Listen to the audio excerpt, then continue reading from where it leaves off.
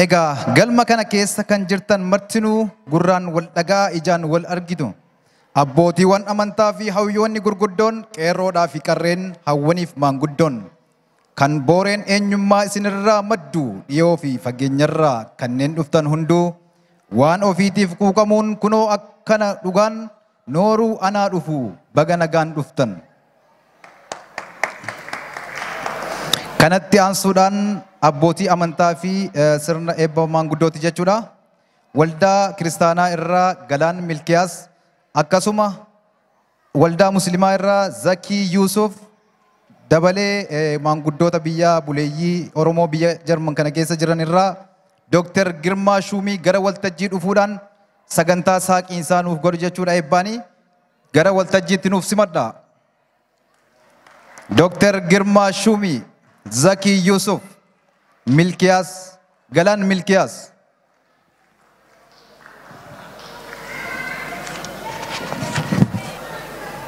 بسم الله الحمد لله الصلاة والسلام على رسول الله صلى الله عليه وسلم الواحد الأحد الفرد الصمد الذي لم يلد ولم يكن له كفوا أحد. بولين السلام عليكم ورحمة الله وبركاته. duraan dursee keessummoota dhuftanii fi bakka adda addaa irraa keessummoonni affeeramtanii bakka kana nu geessan galatoomaa isin jechuun barbaada. Itti aansee shaggaa obboleessa keenyaan baga gammaddee siin jaa isaa fi Hassan kan isaa waliin qopheesses baga gammaddanii siin jaa. Har'a osoo kutaa fi naannoodhaan waliin goonne akkuma mata duree kaaseeta kanaatti waliin caallaa mirkaneessuudhaaf bakka kanatti argamtan hundinuu galatoomaan isin jaa. Assalaamu alaikum wa rahmatullahi wa barakatuh.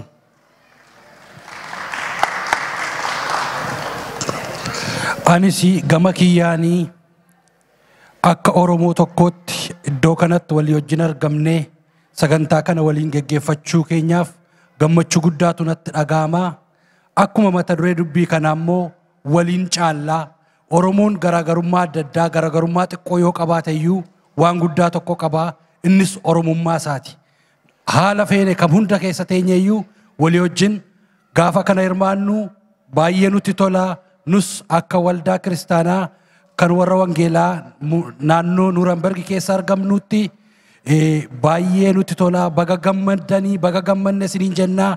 Milkaa'insa sagantaa kanaaf immoo hamma xumuraatti Waaqayyo hunduma keenyaa gargaaru eebbifamaa.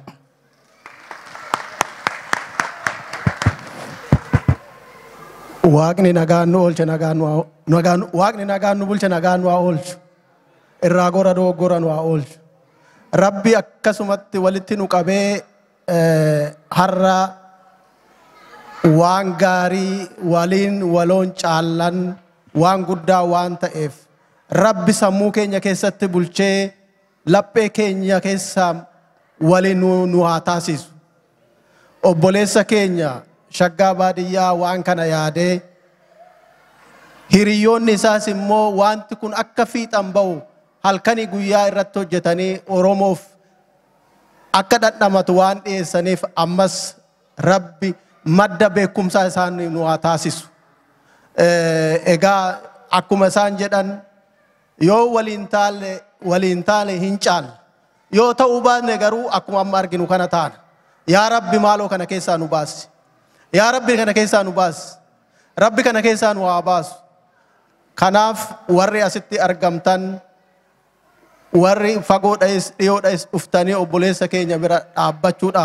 Itoophiyaa irraa illee kaasee haati keenyas obboleessi keenyas kaayyoo kanaaf dhufan akkuma nagaan nu dhufan mana isaanitti nagaan nu haa galan.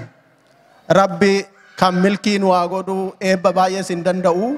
Egaa kanaan dogoggore Rabbitti haa guutu galatooma.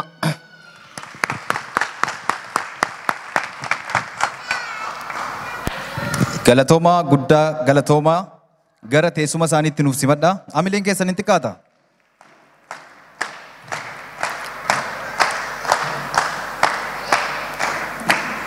Galatooma. Egaa kanatti aansuudhaan yeroo tokko yaadannoo wareegamtoota qabsoo bilisummaa Oromoo irratti wareegaman yaadannoo warra kaleessaa wareegamanii hanga har'aatti wareegaman jechuudha. Daqiiqaa tokkoof yaadannoo goona jechuudha. Hundumti keessan bakka jirtanii ol ka'a yaadannoo haa goonu.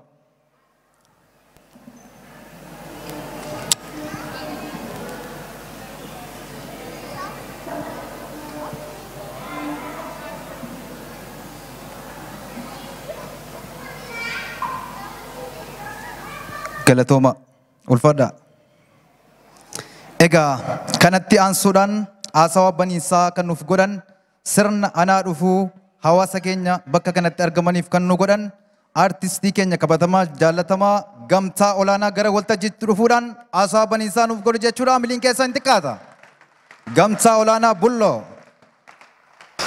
Egaa Galatooma baga nagaan dhuftanii nagaadhaa hundi keessanuu jirtu baga nagaa taatan baga nagaan dhuftanii hedduu namatti tolaa eebba CD walaloo waliin caallaa irratti argamtanii bareechuu keessaniif guddaa galatoomaa isiniin jedha. Egaa akkuma beekamu wanta isti walitti nu qabe aartiidha, oromummaadha, aantiidhaaf miti kanas jirru oromummaatu walitti nu qabe. Rabbi warra wal ta'e waliin caalu nu haa godhu. Shaggaa baadiyyaa abbaa CD walaloo waliin caallaa guddaa galatoomii. Egaa akkuma beekamu baroottan darban kana keessa biyya Jarmanii kana keessatti waloo shaggaa baadiyyaa hundi keessanuu ni beektu. Dhimmoota hawaasummaa irrattis ta'ee gama hiriyummaatiinis saayibuma keenya waliin bu'aa ba'ii baay'ee dabarree aartii kana utubuu irratti cimsuu irratti jireenya hawaasummaa babal'isuu irratti kan isinii waliin nu waliin anaa waliin wal taanee waliin har'a geenye har'a ammoo isa bira dhaabbachuuf baga nagaan dhuftanii anaa dhufu isiniin jedha guddaa galatoomaa. Itti aansuun egaa harri har'a kan boriitu caalaa kaleessa keenyas akka itti dabarre beennaa har'as jirra bor immoo warra caalu rabbi nu haa godhu bor warra wal bira dhaabbatu rabbi nu haa godhu. Egaa sagantaan keenya itti fufaa galatoomaa.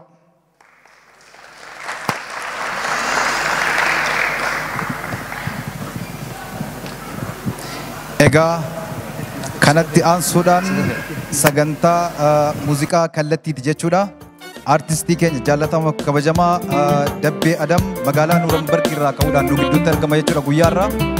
Dabbee Adam gara waltajjiitti nuuf fudhadha. Dabbee Adam.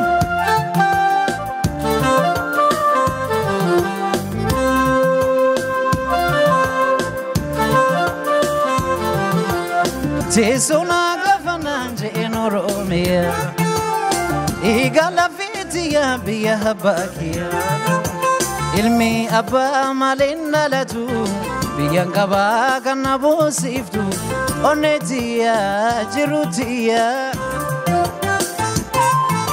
anaafis Oromiyaa Oromiyaa Oromiyaa Oromiyaa Oromiyaa mee harki keessame.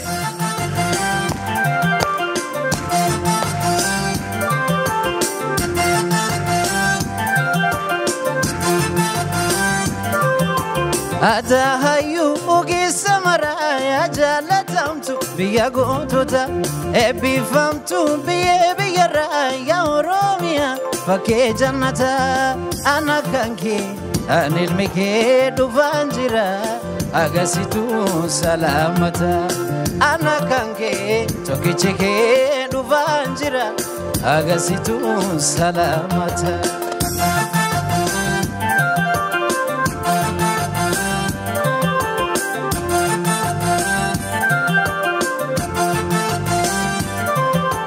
Dargangoo kima magaalani adiru afro mudhizi naaran shamarran ki babbareedinaan ilkeen aanani wayyaanarira arjuma kee anogayuu namarara akkam godheen sirraa tura arjuma kee anogayuu namarara akkam godheen sirraa tura.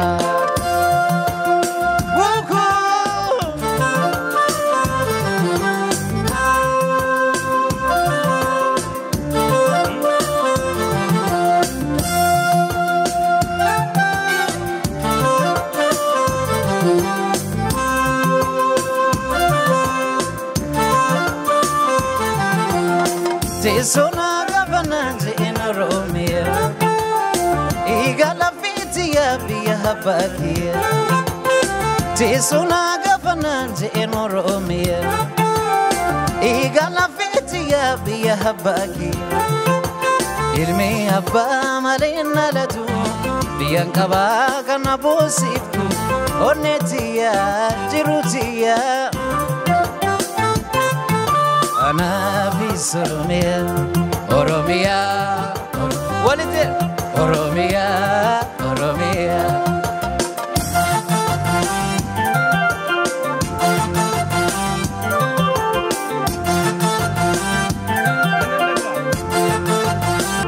lakkoofsitu alagaa biraa hundi kusuuti kan nuumiyyaana yaangaffii sirna waalabaa kan dimokiraasii addunyaa kana rabbi wajjin sirrumaa fi eenyummaa kee noo ilmaan geessitiya rabbi wajjin sirrumaa fi eenyummaa kee noo ilmaan geessitiya.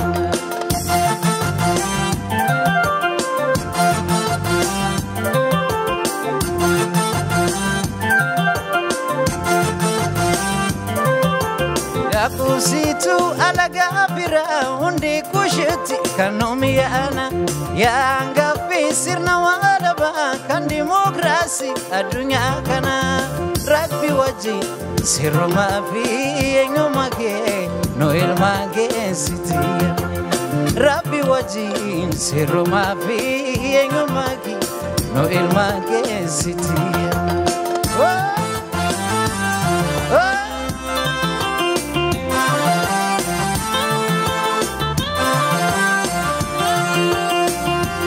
Ababo birada urga kelesasa ukingara kinya ejarsa birbirsa emeto wanfetu bayina binensa malayana nama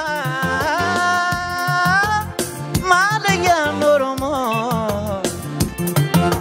kai warakiyatu najriya anasi bishalagi kiyadu najriya anasi laga wasgudatu najriya anasi arsiya salladatu najriya anasi shagar dirrekiyadu najriya anasi wallo kamisidatu najriya anasi jima baji baritu najriya anasi ararge bekoyadu najriya anasi bale go bakiyadu najriya anasi walla gana kamtetu najriya anasi bishalagi kiyadu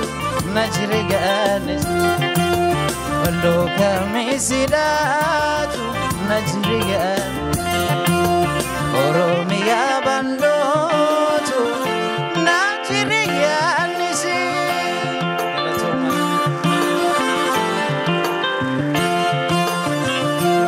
Hamilee raannaa gaggeessaanii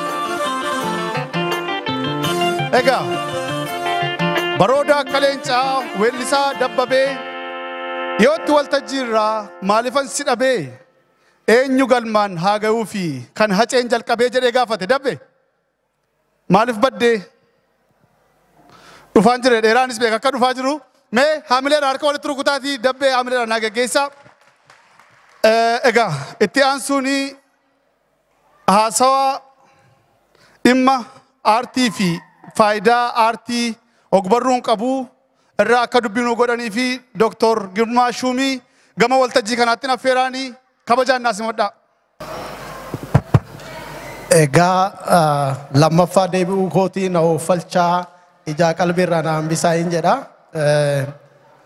Ani haasaas baay'een beeku garuu akka nama baadiyyaatti dhalatee guddatee akka nama oromummaan itti dhaga'amutti qaamanis as jiraadhu akka nama yaadaaf qalbiin biyya jiraatutti akkasumas immoo akka nama aartistoota Oromoo jaalatutti akka nama Oromoo jaalatutti waan sammuu koo keessatti natti dhufeen haasaa. Duraan dursee obboleessa keenya Shaggaa baadiyyaa ani guyyaan kun guyyaa dhaloota keeti jedhee yaada. Baga Rabbi guyyaa kanaan si ga'e. Ammallee Rabbi yaada amma kaaftee deemtuun kana fiixan bahee nama waliin caalla jedhu kana argu Rabbi si haa taasisuun jedha. Si duwwaa miti immoo hiriyoonni kee warriin yaadanis hojiidhanis si gargaaran akkasumas maatiin kee hunduu kan ati nama akkasii taate akka guddattu taa'ee kan si wajjin si kunuunsanii si guddinsan dabalatee galata guddaa qabu galatoomaa jechuun barbaada. Kanatti aansuudhaan waliin caallaa jedhe Shaggaa Baadiyyaa. Ergaa guddaadha. Ani akka nama addunyaa sobaa kana keessa taa'ee warra koo achitti ilaalutti yeroo mara waa'een Oromoo sammuu na tuqa isa dhugaa. Maalin Oromoon hawaasa kamiyyuu oli. Garuu shiraa fi akka hayyuun keenya Dr. Gammachuun jedhanitti waa sadiitu Oromoo irratti ta'e. Wanti inni tokko Oromoo cabsuudhaaf dura yeroo taasisamu lafa isaa irraa fudhatan. Oromoon lafti isaa lafee dugdaati. Akkuma obbo Baqqalaa Garbaa faanti jedhan lafti lafee dugdaati Oromoodhaaf. Oromoon fi lafti gargar bahee sin beeku asoosamaanis diraamaadhaanis aartiidhaanis laftii fi Oromoon tokkicha. Oromoon lafaa fi qabeenya isaa akkas isaa olitti fa'a laala jechuudha. Ani akkasittan guddadhe. Lammata maal godhan? Sammuu isaa haxaaran. Sammuu isaa akka inni hattuu ta'u, akka inni sobaa ta'u, akka inni lafuma Oromoo saniin deebi'eetoo kachachalu godhan. Kadhata akka ta'u godhan. San jechuun maa inni barumsa idileetinis jalqabee xinneessuudhaan isaan mukatti amanan, isaan kanatti amanan gochuudhaan akka Oromoon of hin taane goosisanii dhaloota baay'ee keessa wanti sun har'a waan milkaa'eef fakkaata. Sadaffaa maal godhan? Sadaffaan aadaa isaa, duudhaa isaa harkatti busheessan. Akka inni hojumaata isaa san hin dagaagfanne, akka inni of ta'ee hojjechuu isaa, sammuu of ta'ee dubbachuu, of ta'ee hojjechuu hin taane maal godhanii barumsa waan sammuu isaa hojumaata warra lixaatiin akka bakka buusu godhan jechuudha. Kana sadeeniin caccabsaniiti Oromoon har'aa maal ta'e? Keessattuu namni inni akka kootii baradhe ofiin jedhu maal ta'a? Bu'aa jala deemuu ta'e. Yookaan immoo luka lamaan dhaabbatee tokko yoo argate tokkotti gora. Dhugaa irratti hundaa'ee dhugaadhaaf dhaabbachuun hin hafe. Kanaaf Oromoo isa ganamaa sanitti deebinee waliin caallaa kana mirkaneessuuf tokko Oromoon dhugaatti amanu. Dhugaa waaqaaf lafaatti amanuu, of ta'uu. Fakkeenyaaf jetteedhaan wal jibbuu hin qabnu. Bu'aadhaan wal jijjiiruu hin qabnu. Oromoo ta'ee innaa dhalatu of duwwaa fi miti kan jiraatu sabaaf jiraata. Ani akaakayyuun koo akkasitti na gorsaniin guddadhe. Oromoon irra jiroo dhuunfaa isaatti feduu hin ta'in sabaaf biyyaaf jiraataa ture. Garuu san dhabnee tarra kaayyoo sun nurraa badeeti artistoonni keenya artistii akka Haacaaluu Hundeessaa, akka Noo Goobanaa baroota dheeraaf tokkummaallee nuu faarsanii nuu kadhatanii dadhaben sammuu keenya keessatti kan seenuu saniif waan ta'eef wantoota adabaddee akkasii kan jarri sammuu keenya keessa kaa'an of keessaa baafne haadhaaf abbaa keenya kabajne lafa keenya deeffannee of kunuunsinee bara baraan Oromoon fi Oromiyaan akka jiraattu goosisuun barbaachisaadha natti fakkaata akka nama dhuunfaa tokkootti jechuudha. Kanaaf kanammoo galmaan ga'uuf artistoonni keenya durirraa calqabee kan akka Eebbisaa Addunyaa, kan akka Usmaayoo Muusaa, kan akka Alii Birraa meeqa kamtu amma dheengadduma kana kan nu harkaa wareegame an akka Zarihuun Wadaajoo an akka Haacaaluu Hundeessaa dhugaaf jedhanii kan du'an okay birallee dhaabbachuu dadhabnee akka sabaatti jechuudha. Kanaaf artistii jechuun dhugaa jechuudha. Dhugaa jechuun immoo kan Oromoon ganama ittiin bulu jechuudha. Dhugaa jiru lafa nuu kaanillee jara hirmaannee dhandhamachuu dadhabneet har'a maal taane har'a siyaasni Oromoo dhibba ta'e har'a Oromoon ni fi Oromiyaan mana hidhaa keessatti etu rasha namuu gariin nama araara jedhee nutti qoosaa harkaan garuu Oromoo fixaa jira. Kana beekuun nu barbaachisa. Maaliif nu har'a asillee jiraannu boru nu bira ga'uun isaa nafu. Ilmoo keenya irra ga'uun isaa oolu. Yoo har'a wal taanee garuu waloodhaan caalle garuu hin nyaaramnu jechuudha. Hin nyaaramnu jechuudha. Akkuma abbootii keenya, akkuma kakayyoota keenya, akkuma isaan of eeganii bara baraan akka bara yeroo kanaatti sanuu barri kun bara haqaati. Barri kun bara miidiyaati. Bara globalizationiti. Bara itti dubbanneetu dhageeffachuu dandeenyudha. Bara san garuu hin danda'an isaan garuu of kabachiisanii jiraatan. Kanaaf waan artistoonni fi aartiin nutti himan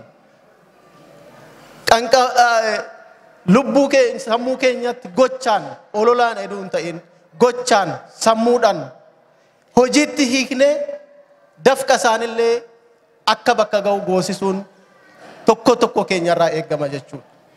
Maaliif jarri kun halkanii guyyaa itti dhama'aniit halkanii guyyaa sammuu isaanii dhiigsaniit hojii isaanillee hojii dhuunfaa dhiisaniit hojii sabaa hojjetan jechuudha. Hamma ta'ellee haa galii irraa argatan malee irra jiroon artistoonni keenya akkuma argitan etu ofiin jiraatin sabaaf jiraatanii galgalli isaanii harka namaa laaluu fa'a ta'a. Dhukkubsatanii waan itti yaalaman fa'a dhaban ta'a. Kanaaf Oromoo ofitti qoosuu dhiisnee namoota akkasii qaqqaaliiwwan kana namoota dhugaa nutti agarsiisan namoota akka nu of taanu kan nu goosisan kana bira dhaabbachuun dirqama keenya jechuudha. Yookaan akka amma keessa jirru kun yoo itti fufe ani Oromoodha jechuun yeroo itti nama akka durii akka yeroo bara dargiisan hin jedhina jennee afaan keenya cufamutti deebi'uun keenya hin oolu jechuudha.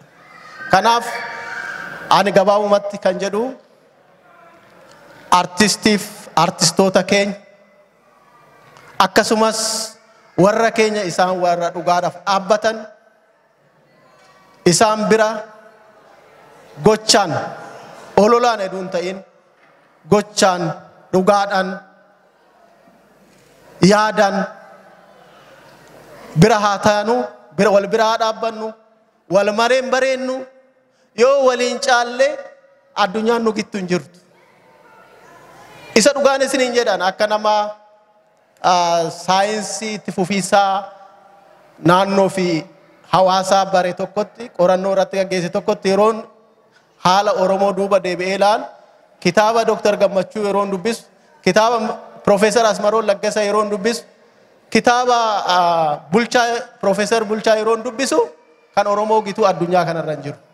Garuu numatu harkuma keenyaan of busheechine harkuma keenyaan diinaaf of kennine aangoo siyaasaa harkatti qabachuu dadhabne ummanni bicuun aangoo siyaasaa waan qabataniif sagaleen keenya bara 150 cufamee 150 cufamee har'allee soba isaan olalanitu addunyaa irratti mul'ata jechuudha. Kan artistoonni keenya jedhan kan isaan nutti himan hedduun ta'in soba isaan ololanii addunyaa sobaa kanatti facaasantu dhugaa ta'ee fudhatama qaba jechuudha. Kan Oromoo dhugaan hafee jechuudha awwaalamee jechuudha. Kanaaf Oromoo yeroon itti sammuu keenya gaafannee of haxaarree waan isaan sammuu keenya keessa kaa'an kana balleessine dhugaadhaan wal bira dhaabbanne maaliin tokkummaan wal kabajuudhaan tokkummaan iftoominaan tokkummaan walii na'uudhaan ilaaf ilaameedhaan malee ololaan hin dhufu. Ijaaramni qilleensa irratti ijaaraman jedhamu. Sirna amma fakkeenyaaf samoona kana sirna gadaa kaafnaa sirna gadaa qilleensa irratti ololuudhaan miti gochaan lafarratti wal taanee dhugaarratti hundoofnee iftoominaan akka abbootii keenyatti etuu waliin nyaatin etuu dhugaan dabsin yoo hojjenne qofa waan ta'eef isinitti dheeressee jira dhiifama naa godhaadhaa walumaa galatti aartii fi aartistoota keenya bira haa dhaabbannu yoo waliin taale isa harka 200 ol caalla jedhee yaadaa rabbi dhugaan waa taasisu aartistoota keenyas rabbiin waa daddagaagsu nuuf haa jiraatanii galatoomaa hin jedhaas maratti fixa.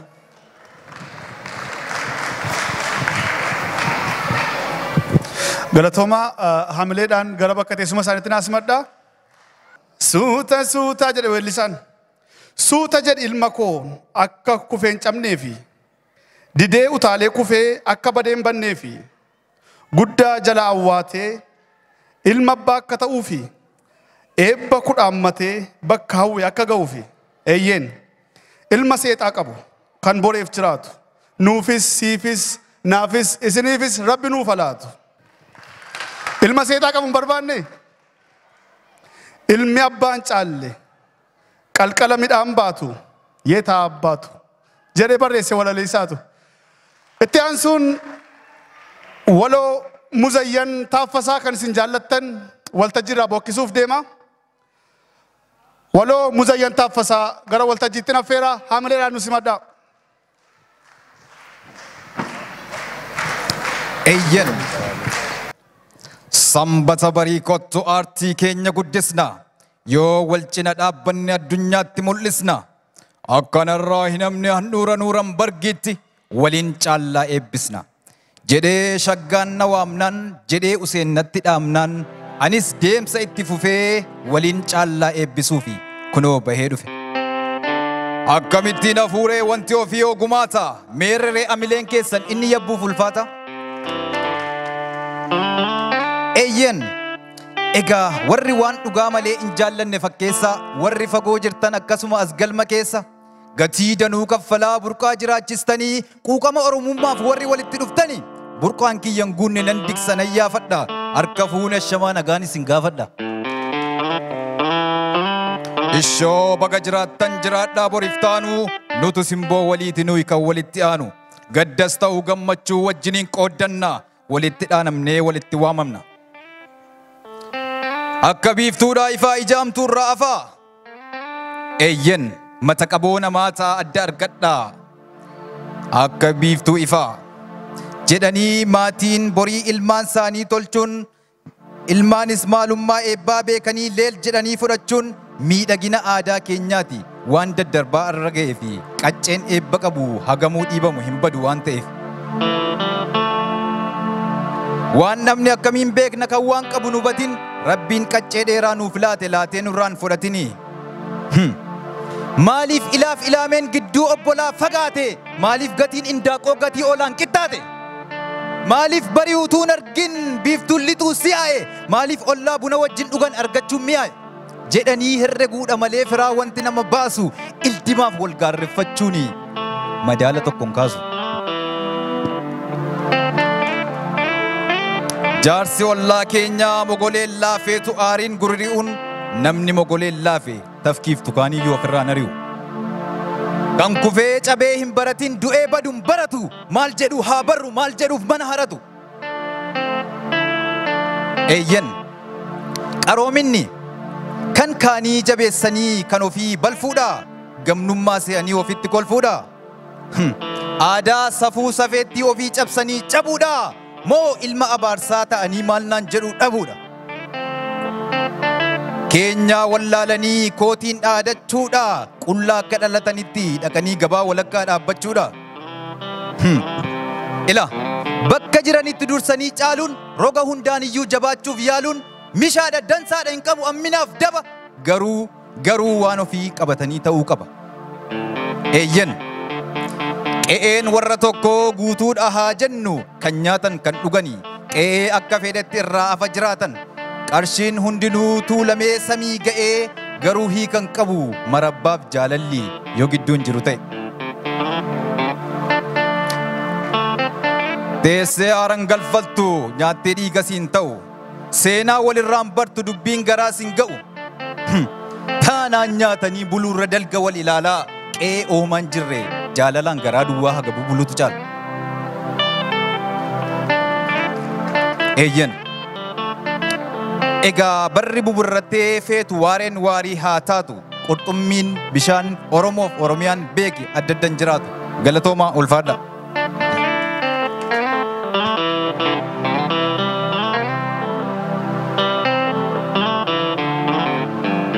Waloo Muzayyaa Taaffasaa galatoomi jecha itti aansuun ammoo haadha keenya, haadha aartii, haadha afaan Oromoo, walumaa gala haadha hunda keenyaa nama afaan Oromootiif qabsoo guddaa godhee nama afaan Oromoo irratti wareegama kaffalee ummaa makiyyaa gara waltajjii kanaattiin simadhaa lafaa ol kaatee al tokko gama waltajjii kanaa simadhaa.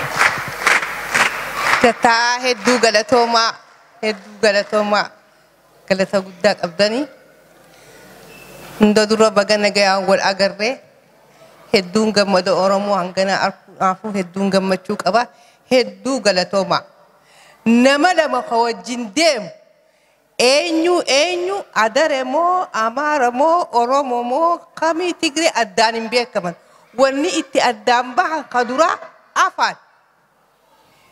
Bonni itti addaan bahan afaan. Kanaafuu afaan guddisuu irratti hedduu shaggaa baadiyyaa galata guddaa nurraa qabaa jechuudha. Afaan. Inni kaan Oromoon hoggoyyuu bilisummaadhaan bilisummaan san yoo dhufte eessa gubbaa keenya maal qopheessineef gamtoomnee takka taanee waan waliigalaa qabaannee ayyaana guddaa bakka takkatti waliin guddistee Oromoo maarree kaani Arsii Baale jennee adda wal qoodaa jirra.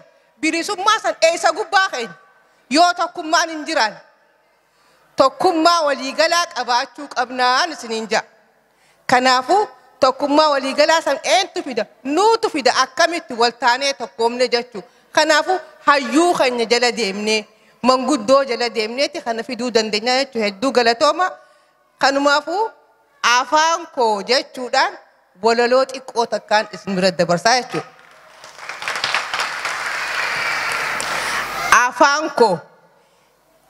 Afaan koo isa dhalootaa ha abbaa koo mul'isaa eenyummaa koo ittiin beekama koo mi'aawa akka dammaa afaan saba guddaa afaan baha Afrikaa abbaa sirna gadaa.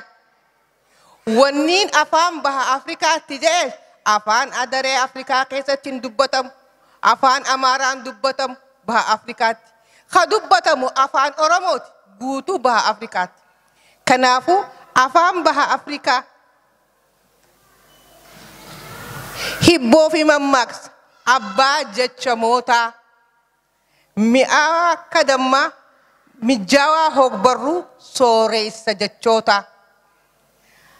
Abbaa aadaa hoodaa qabeenya Oromootaa afaan koo miidhagaa mootii afaanootaa. Hedduudha siin boonna hedduu siin dhaadanna yaada keenya mara sumaani ibsanna.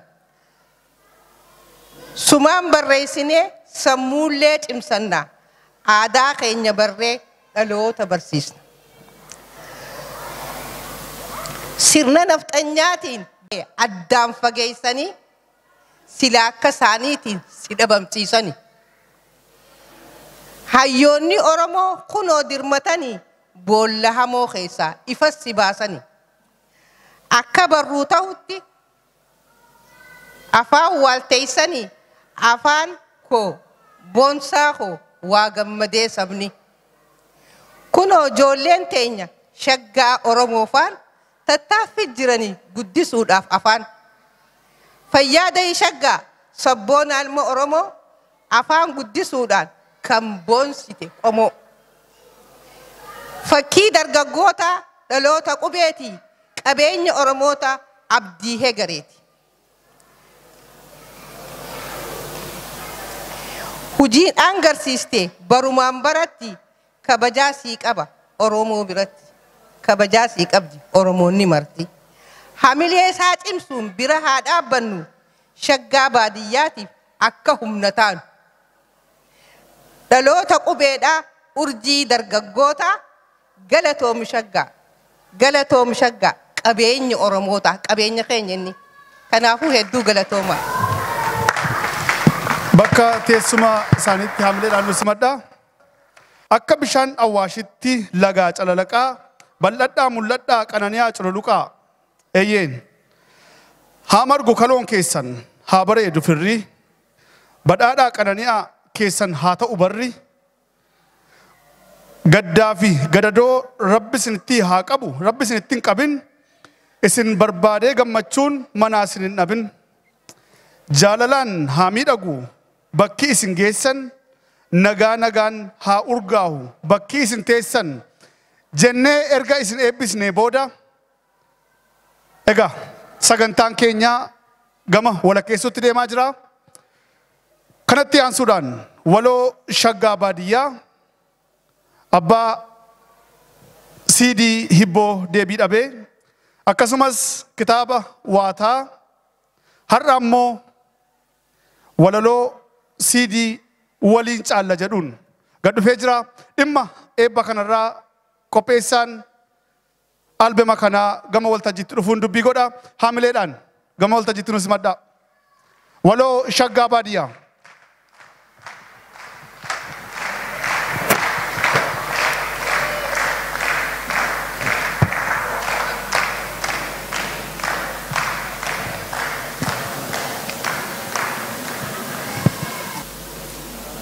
Hunda dursuudhaan keessummoonni keenya asitti argamtan tulluu qaxxaamurtanii dhugaa dubbachuudhaaf otoo jechi kan jiraatu ta'e jecha biraa ijaareen galatoomaa isiniin jedhaa baga nagaan dhuftan.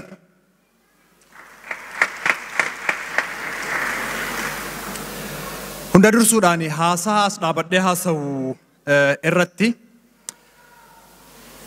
barreeffamaa fi haasaa godhu kamurrattuu ana waloo Shaggaa baadiyyaa qofa otoo hin taane hiriyaa koo kan Oromiyaa irra jiraatu kan hojii kana wajjin qindeensinee guyyaa har'aa jabaa isiniif jenne haasaa fi barreeffama koo keessaan akka ilaaltan hiriyaa koo waloo Useen Dabalaas akka waltajjii kanarra akka miira sanaan akka inni asirra dhaabbatee akka inni isin haasaa jiru akka hubattan kabajaan isin gaafachuun barbaada. Kanatti aansuudhaan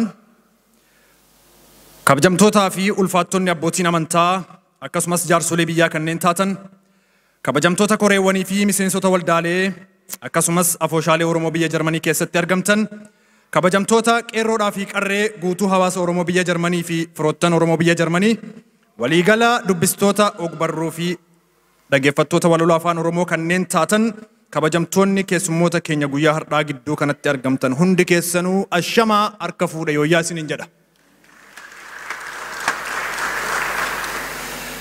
Egaa fayyaaf umrii dheeradhaa bakka yaaddan ga'a. Hidda harkisan hin cinne waleensoo kormataa. Ganama arganii galgala dhabuun fafaa. Inaaftuun isin hin argin qa'ee hortanitti hafaa. Haa tolu gadaan keessan haa bareedu faarrii. Badhaadhaa qananiyaa keessan haa ta'u barrii. Haa mirgu saawwan isiniif haa margu kaloon keessan. Gaaddisa haa qabaatu bakki isin teessan. Simboon keessan daraaree haa godhatu bifa diinqaaf qa'ee keessan yoomillee hin dhabinaa quufa. Inni asiif achii inni gamaaf gamaa. Ilaame nagaan booddeen qabu harka fuudhee ashama.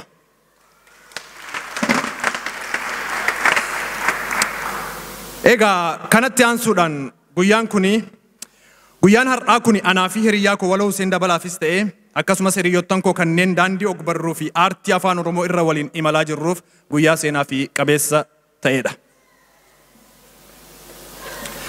Sababni isaas baroottan lakkaa'amanii dabarfatan kana keessa fageenyi utuu nun daangessin tulluu qaxxaamurree utuu waliin nuffin yaada waliif irree ilaaf ilaameedhaan gunguma garaa coba sammuu keenyaa ani qaamaan biyya Jarman taa'ee qalbiidhaan immoo baddaa baalee qayaa jaadam saaddoorra taa'ee Hiriyyaan koo immoo waloo Huseen Dabalaa Oromiyaa irraa macca gama taa'ee biyya Kumsaa Morodaa biyya Abbishee Garbaa bifa walalootiin kuusaa walaloo irratti kan gumeessine yaadota yeroo dheeraa jechoota xixiqqoo ta'aniin utubame dhangaa dilbii galaa dhalootaaf ta'u albamii walaloo mata dureen isaa waliin caalla jedhu kana akkasumas CD walaloo waliin caalla jedhu kana akka lakkoofsa Iroopaatti 13 ji'a shanaffaa bara 2023 asuma biyya Jarmanii magaalaa Nuunenbergitti eebbaaf qindeessuu keenya.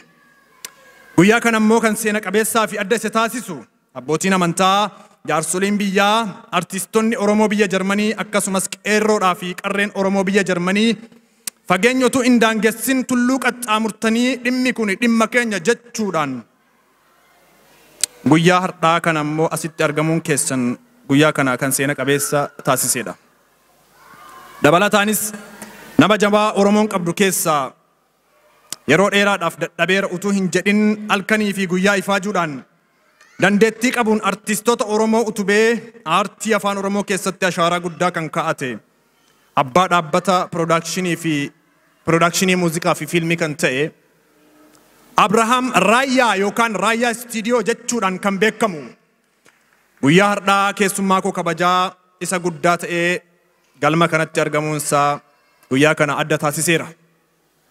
Asumaanuu obboleessa keenya Abrahaam Raayyaa yookaan Raayyaa Istiidiyoo baga nagaan dhuftee gama hawaasa Oromoo biyya Jarmanii jechuun barbaada. Baga nagaan dhuftee naa jedhanii.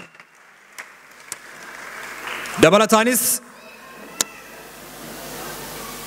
haadha teennaa haadha seenaa aartiin maal akka nutti afaan bu'aan afaanii bu'aan aartii bu'aan duudhaa bu'aan seenaa maal akka ta'e kan nutti argisiifte. Daandii isheen saaqxirra deemnee kan har'a geenye haadha teenya aadde Makiyyaa Abdullaahii keessummaa jabduu koo kabajaa guyyaa har'aati. Ishees baga dhufteen jedha. Isheen asitti argamuun ishee amma guyyaa kana seena qabeessaa fi adda taasiseera. Egaa kanatti aansuudhaan guyyaan har'aa kun anaa fi hiriyyaa koo waloo Huseen Dabalaatiif imala daandii ogbarruu afaan Oromoo irratti guduunfaa fi xummara hojii keenyaa ta'us garuu hojiilee keenya kan itti aananiif jalqaba akka ta'e irra deebiidhaan isiniif himuu barbaada. Waliin caalla.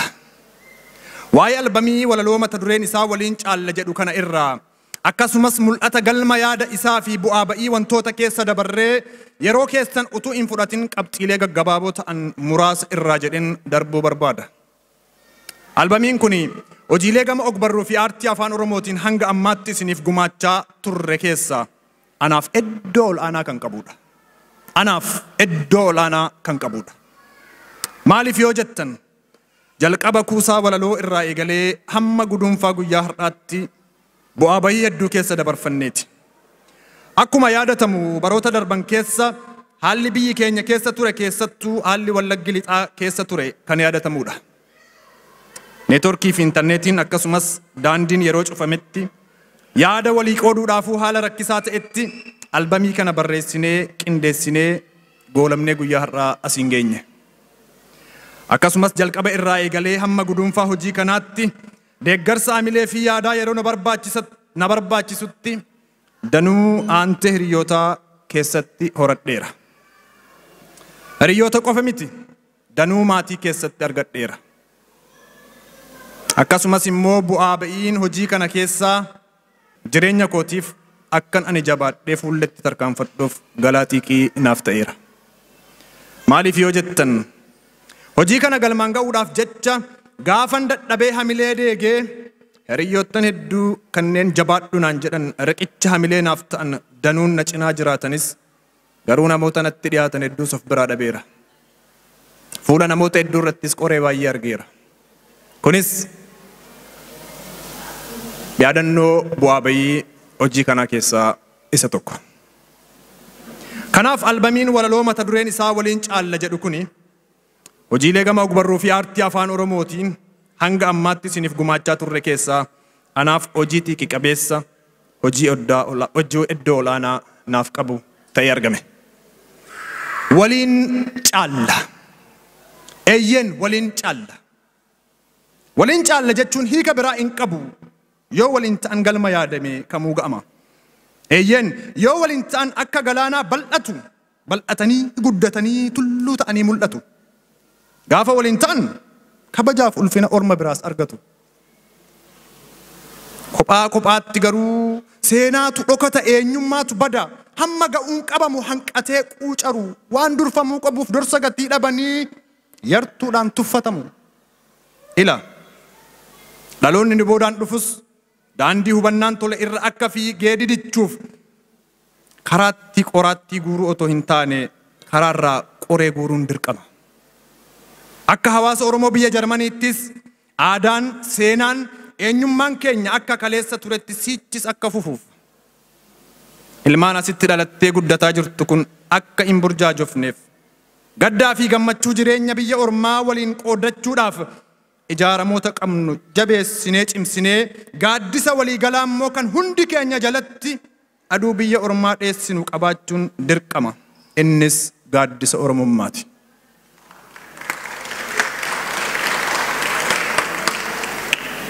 Eeyyeen maanguddoolee fi ayyoonni keenyas ergaa kana qalbiidhaan hubachuudhaan yaada waliin caalla jedhu kana irraa hubachuudhaan akka yeroo isaanii fudhatanii dhaamsa kana irratti hojjetan gamanumaan amaanaa adaraa jechuu ni barbaada. Cuunfaa yaada kootii immoo guduunfachuudhaaf faayidaa waliin ta'uun qabuu fi miidhaa faca'uun qabu hubachiisuun mul'ata kaayyoo albamii walaloo keenyaati. Waliin caalla. Eeyyeen waliin caalla. Kophaatti tiru yaaduma garaa hiru. Waliin taanaan garuu wanti hin taane hin jiru. Waliin caalla jechuun halaala yoo ta'e malee haraamaa miti jamaa. Manni tokkoyyuu ila gurmuu utubaaf dagaleetiin mana jedhamee waamama. Waliin caalla jechuun kophaarra akka caalu namni ceekuu isaarratti mataa baatee deemu ni beeka in wallaalu. Qaroo fagootiin ilaallee tolaafis ta'e badii addunyaa waliinii keessatti bu'aa herreegaatiif lakkoofsi duwwaanuu gatii guddaa qabdi. Qaroo fagootiin yoo ilaalle tolaafis ta'e badii addunyaa waliinii keessatti bu'aa herreegaatiif lakkoofsi duwwaanuu gatii guddaa qabdi. Bu'aa waliin ta'uun qabu sirnaan yoo feene hubachuu ni dandeenya qotiyyoo fakkeenya godhachuu. Suuta tarkaanfattee suuta walii obsitee gommoo midhaan gooti bajjii baqaqsitee. Maal akka arganne bu'aa wal ta'uutiin. Maal akka dhabne immoo miidhaa faca'uutiin. Hundumtuu ni beeka hin qabu wallaalchisa. Horiiyyuu horiirraa ce'uutu bineensa nyaachisa. Yaada kana keessoo irraa dansaadha dhaga'uun. Jiraachuuf qofa miti duudhaafuu dirqama ol ta'uun. Abadan cecee namni kophaa fiigu. Rakkoo sabaa miti kan ofiitu niigu. Mana utubaan qabu dagaleetu jabaata. Warra waliin ta'eef fagootu dhiyaata. Mixiinuu wal qabattee suutaan baati tabbaa jirbiinis wal hiitee lafaan dhoofti arbaa. Gamaa fi gamasiin utuu ibiddi nyaatu icciitii tokkummaatiin sunsumnuu kan okkotee baatu. Maarree. Keekootu caalaadhaan utuu wal morminuu.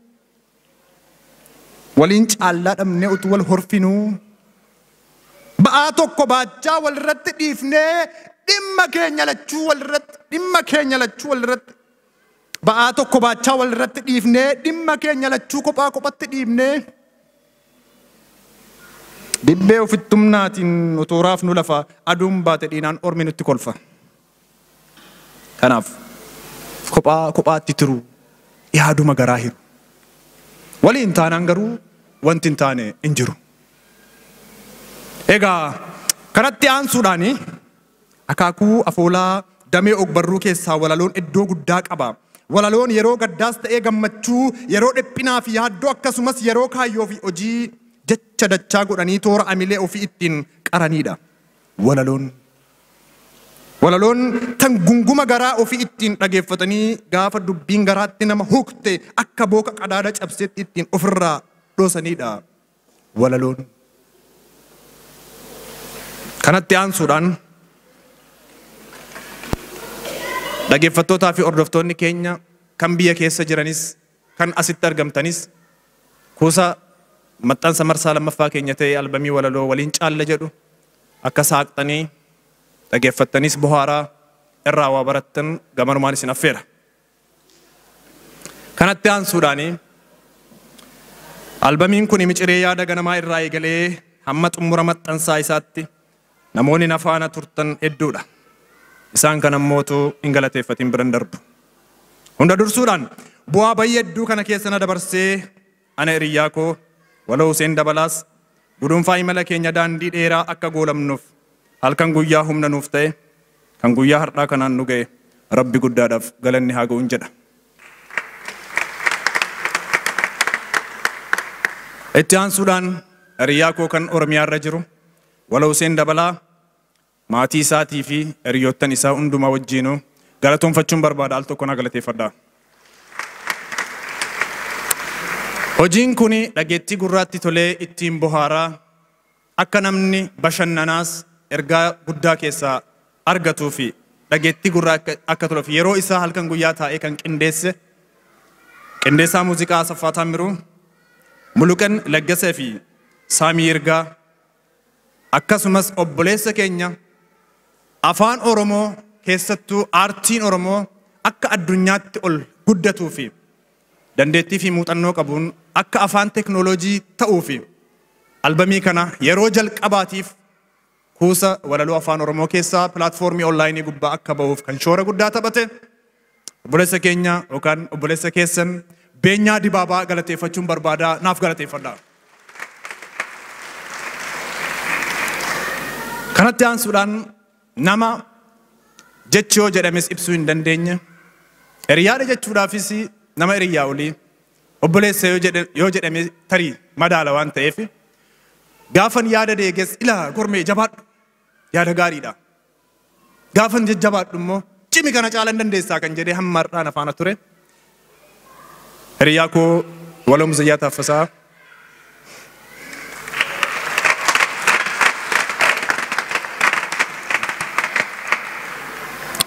maatii isaa wajjin galatoonfachuun barbaada. Na galatoonfadhaa. Akkasumas kalee fi dheengaddas na biraa dhabamtee kan beekne yaada na cimsu kan murrattu kan na faana turte obboleettii teenya Aliimaa Muhammad galatoonfachuun barbaada.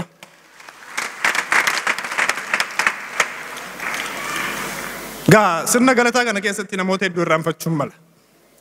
Wal galateeffannaanii miti kan dhimma heegar jiraatu akka asirratti wajjin turru. Obboleettii teenya Leensaa Bulii Bashaattuu lammii biyya Jarmanii kan ta'e haalota naa qindeessuudhaan kalee fi dheengaddas kan na faana ture. Hermaan Firiid Link Yaared Dibaabaa hiriyoottan koo garee waliin caallaa keessatti walitti dhuftanii kutaalee hunduma keessaa Oromiyaa ibsuudhaaf miciree yaada kanaa gaafa eegallu mari'annee ijoollee Walloo Tuulama Macca Shawa Sikkoo Mandoo Arsii hunduma keessa nu taanee kane yaada lafa kenne dinagdeedhaanis kan na cimsaa turtan gartuu garee waatsaappii waliin caallaa hunduma keessa nu galatoonfachuun barbaada. Guyyaa har'aa dhimma adda ta'eef kan nu faana hin jirre dura teessuu waldaa Odaa Hullee yookaan Shanangibee Adde Saaliyaa Abbaa Nagaa galatoonfachuun barbaada. Iddoodhuma jirtutti nagaa ishee hawwa.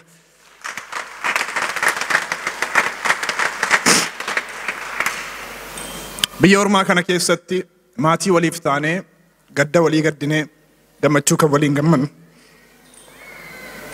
Obboleettii teenya Faayoo Aliyyii hiriyoottan koo hunduma isaaniitu ishee dabalatee olloottan koo Aadde Makiyyaa Abdullaahii olloottan koo Tasfaayii Birrufaa Beetii namoota nyaataa dhugaatii guyyaa har'aa kana qindeessanii sagantaa akkana miidhagsan kana hundumaa galatoonfachuun barbaadame al tokko hamilee walii dhadhaasuuti.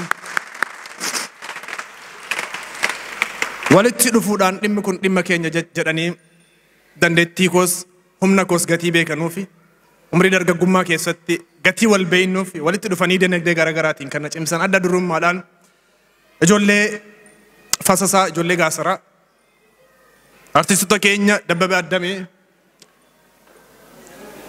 Albamiin kun akka beekamtii argatuuf gama qunnamtiidhaa fi piroomooshinii garaagaraatiin kan nafaana turan dhaabbattoota miidiyaa kanneen akka Keelloo Miidiyaa fi Oromiyaa 11 kallattii garaagaraatiin yaada gaarii kamuu naa gumaachuudhaan kan nafaa turanii obboleeyyan koo kanas jiran obbo Abdoo Qaadii Abbaa Jabal, Oromiyaa Shoop, Kumsaa Walda Goorgis, Shaggar Mana Rifeensaa kan bakka ani jirattis hiriyoottan kootti yaada gaarii naa awwanii naa dhaaman akkanan jajjabaadhee hegar ce'uuf illee yaada naa qoodan hunduma keessanuu galatooffachuun barbaada jechatu hin jirre gatii ta'ee fi galatoomaa ulfaadhaan isin jechuu barbaada.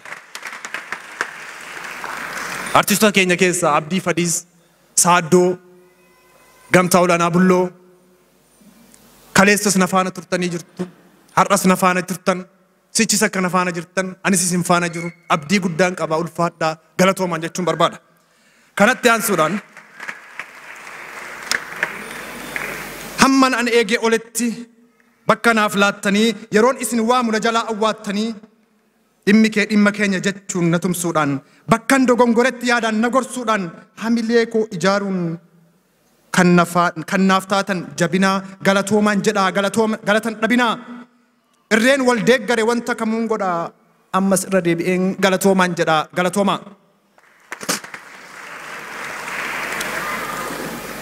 Haasaa koogaa kan roga dhabe kana goolabuudhaa fi yaadannoon albamii kanaa anaa fi waloo Useen Dabalaa jennee kan keenya yaadannoonuuf haa ta'u kan kaleessaatiif kasiichiifis jennee kan keenya hayyoota keenya barsiistota abbootii amantaa kanneen oromummaa waan jedhu kana kunuunsanii ijaaranii har'a nuun ga'anii dargaggoota oromummaan kun sichis darbee akka dhaloota hegariitiif darbuuf dargaggoota sanyii gaarii facaasaa jiran hundumaaf haa ta'u jenneerra. Kanatti aansuudhaan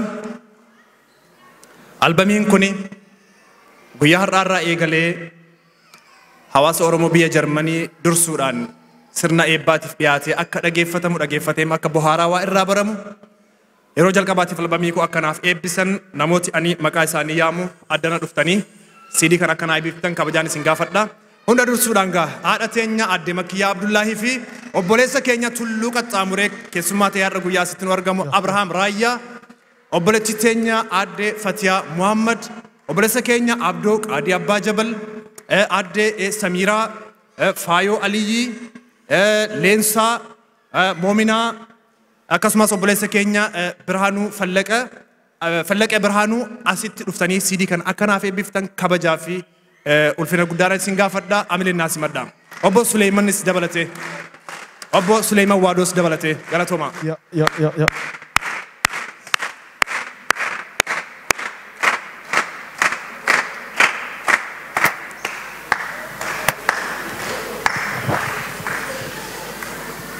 Sirna eebba CD keenyaatti otoo hin seeniin dura hiriyaa koo kan hojii kana waliin qindeessine kan isin agartan Oromiyaarra taa'ee kallattii onlaayiniitiin ergaa kaa'ate jira. Daqiiqaa 3f nafaana isa akka hordoftan sana booda ammoo gama sirna eebba keenyaatti seennaa. Technician ready?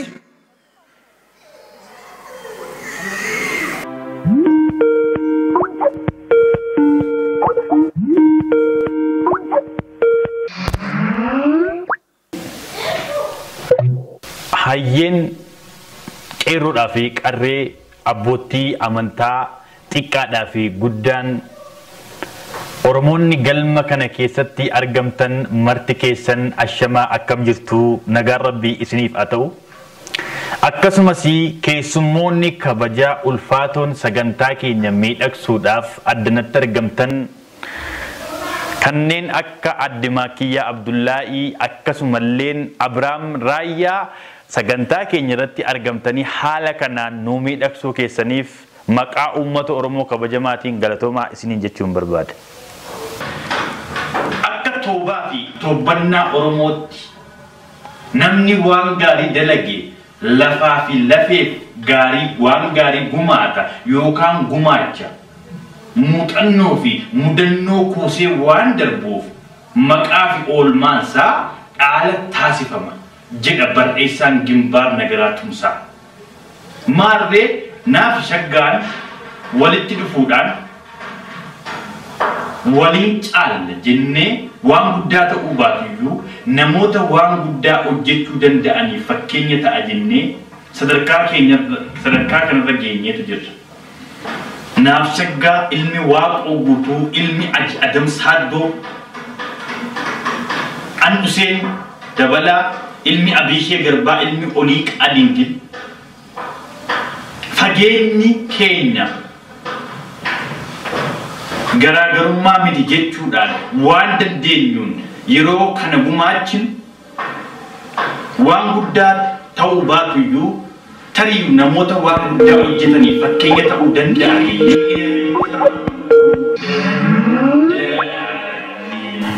Ammallee namoota hojii kana keessatti tumsa jajjabaa nuuf gochuudhaan akka sadarkaa kanarra geenyu nu godhan namoota godhan keessaa waloo Muzayyin Taaffasiif waloo Muzayyin Taaffasaa fi maatii isaa,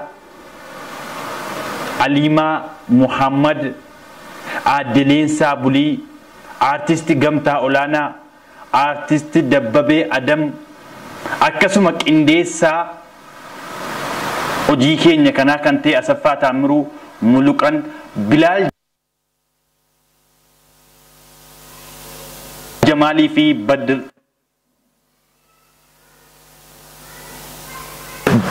Bilaal Jamaalii fi Bar'ifaa Abaadiriin carraan argadhe kanaan guddaa galatoonfachuun barbaadaa ulfaadhaa nu jiraadha.